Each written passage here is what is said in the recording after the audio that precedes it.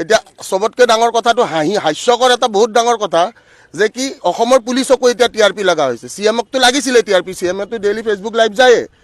তে এতিয়া CMক টিআৰপি লগাৰ লগে লগে এতিয়া মানে আদাক দেখি উঠিলগা বোলে কেকুৰিয়া বোলে মোকো খা। তো সেনেকুৱা টাইপৰ কথা হৈছে বোলে চবকে এতিয়া টিআৰপি লগা হৈছে। তো মুম্বাইৰ কেছ অসমৰ পুলিচে ইয়াৰে পৰা যাই কিনে তাতে ইনভেষ্টিগেশ্যন কৰিছে। কোনো এইটো মানে দেট ইজ মিনিংলেছ।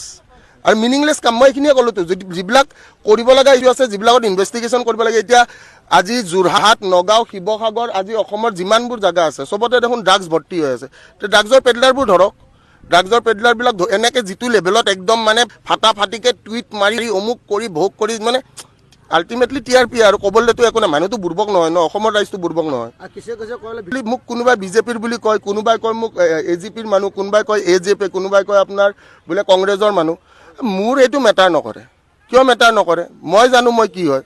আৰু মই জিন্দগীত পলিটিক্স নকৰোঁ বুলি আগতেও কৈছোঁ, কাৰণ মই বৰ বেয়া পাওঁ। মানে আপুনি নালাত ডুবিব কোনে বিচাৰে কওকচোন? হা, আপুনি নালাত হাজাৰ গাখীৰ ঢালক, সি ক'লা হ'বই। আৰু শিৱসাগৰত ডাঙৰ সুযোগটো পোৱা নাই। কাৰণ এটা কথা আমি সকলোৱে জানো যে কি যেতিয়ালৈকে বাবাই নামাতে তেতিয়ালৈকে আপুনি আহিব নোৱাৰে। ঠিক আছে। আৰু যিকোনো ধৰক আজি বৈষ্ণোদেৱীয়ে হওক, বাবা ধামে হওক বা কুম্ভ মেলা হওক, আজি 144 ইয়াৰ্ছৰ পিছত কুম্ভ মেলা হৈছে। ঠিক আছে। সকলোৱে যাব পাৰিছে জানো?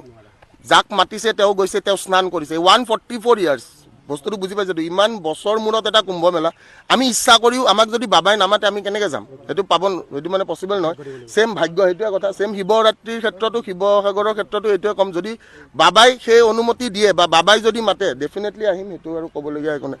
বাকী এটাই কথা ক'ম যে আমাৰ উঠি অহা প্ৰজন্মৰ কাৰণে এটা মেছেজ দিবলৈ চেষ্টা কৰিম। এইটোৱে হ'ল যে কি এইবোৰ যিবোৰ চলি আছে এই বস্তুবিলাকত নিজকে লিপ্ত নকৰি, চবতছে ডাঙৰ কথা আমাক কৈছিলে ফেব্ৰুৱাৰী মাহত ADREৰ আকৌ নতুনকৈ তেওঁলোকে বিজ্ঞাপন ওলাব বুলি কৈছিলে। আপোনালোকে পাহৰিছে চাগে, মই নাজানো।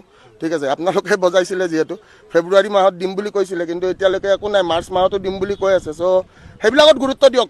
আনএমপ্লয়মেণ্ট ৰেটটো বহুত বেছি বাঢ়ি গৈছে, 23.1% এতিয়া মানে লাষ্ট আৰু এতিয়াৰ মাজত যিটো গ্ৰাফ, এই গ্ৰাফটো এনেকৈ বাঢ়ি গৈছে।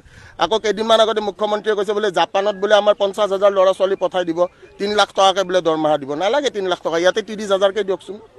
সেইখিনিয়ে ক'ম। ধন্যবাদ। আছে ইছ্যুটো আপোনাৰ India's got talent. India's got লেটেণ্টত যিটো ধৰক আপোনাৰ মানে গালি গালাজ চলি আছে, গালি গালাজৰ শ্ব' বুলি কৈছে। কিন্তু আল্টিমেট কথাটো হৈছে গালি গালাজৰ শ্ব'টো সেইটো আগৰ পৰাই চলি আছে, সেইটো আজিৰ ডেটত নহয়। সেইটো কিবা এটা ইছ্যু লুকাবৰ কাৰণে সেইটো এটা ইছ্যু বনাই লাভ নাই। ঠিক আছে। অসমত এতিয়া অসমৰ বাজেটত অসমক কি দিছে সেইটো কথা আমাৰ চিন্তা কৰিব লগা এটা কথা, যে অসমে বাজেটত এবাৰ কি পালে। ঠিক আছে।